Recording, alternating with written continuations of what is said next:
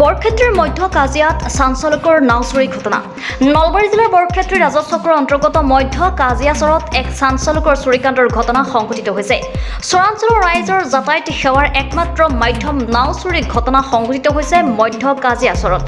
জানিব পৰা মতে মধ্য কাজিয়াচৰ ঘাটত প্ৰতিদিনাৰ দৰে কালি নিশাও নিজৰ নাওখন ৰখাই থৈছিল চাহাৰ আলীয়ে। দুৰ্বৃত্তই নিশাৰ আন্ধাৰৰ সুযোগ বুজি বিশাল আকৃতিৰ নাওখন চুৰি কৰি লৈ যায় ঘাটৰ পৰা।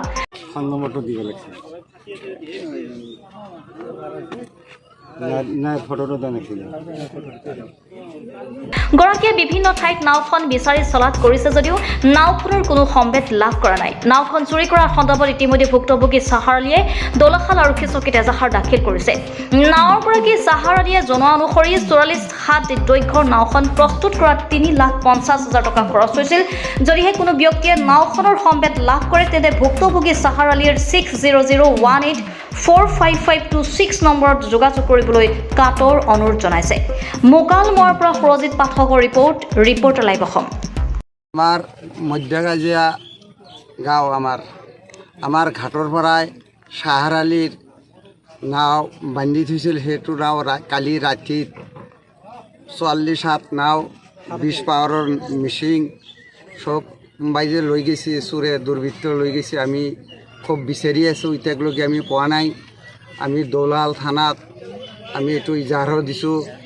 আমি এতিয়া মানুহৰ আগত এতিয়া আমি কৈ আছোঁ, এতিয়া আপোনালোকে কোনোবাই যদি আমাৰ নাওখানি যদি কোনোবাই সন্তান যদি পায় আমাক জনাই দিব।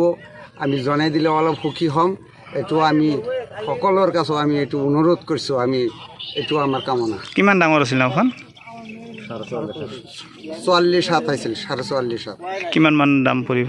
দাম ৩.৫ লাখ টকা হ'ব। বিচাৰি আছে আপোনালোকে? বিচাৰি আছোঁ, আমি বহুত জেগাত বিচাৰি আছোঁ, মানুহকো কৈ আছোঁ। এই কাৰণত আমি নিৰ্দিষ্টভাৱে দিলোঁ। আমি যদি কোনোবাই যদি কোনো নাৱৰ যদি কোনো সন্ধান পায় আমাক অলপ জনাব, আমি খুব সুখী হ'ম। এইটো আপোনাৰ দৰ্শকৰ কাকত এইটো আমাৰ অনুৰোধ থাকিল, আমি কামনা কৰিলোঁ।